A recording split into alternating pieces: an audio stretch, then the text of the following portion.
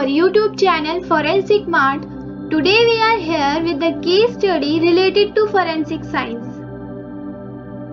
A case study of Scott Peterson. Introduction of the case.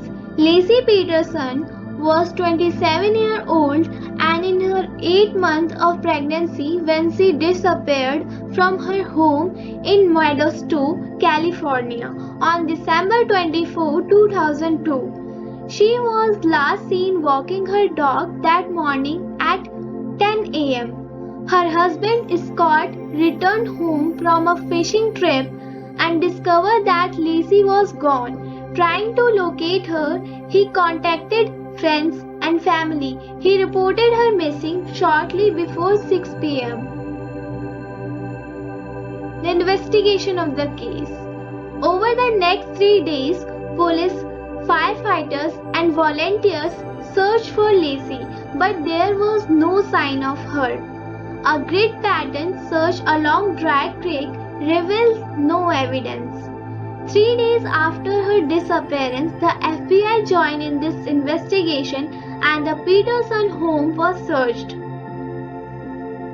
Peterson had been a suspect in his wife's disappearance almost from the beginning. When he confessed to having a romantic relationship with another woman, he became a very strong suspect. Peterson maintained that he had told Lacey about his indiscretion and that it was not something that would have ended their marriage. At first, Lacey's parents support Peterson when it was also discovered that he had taken out a $250,000 life insurance policy on Lacey. They stopped. Hard evidence in this case. As time passed, evidence against Peterson mounted. A powdery substance found on Peterson's boot was identified as concrete dust. A long dark hair caught on pliers was found in the same fertilizer warehouse where Scott, a fertilizer salesman, had stored his boot. Forensic scientists used comparison microscope to compare this hair to hair known to be Lacey's. They examined the cuticle, pigmentation and medulla. Recall from previous coursework that the cuticle is the outer layer of the hair and the medulla is the center core. The hair found at the warehouse was consistent with Lacey's hair. Scott Peterson had purchased a 4-day fishing license on December 20, but he told police he had not decided to go fishing until the morning of Lacey's disappearance, December 24. His blood was found on the driver's door inside his truck. Circumstantial evidence. Scott cheated a lot before she was dead. He got her life insurance when she died. Also, he has extramarital affair with Amber Ferry. Finding.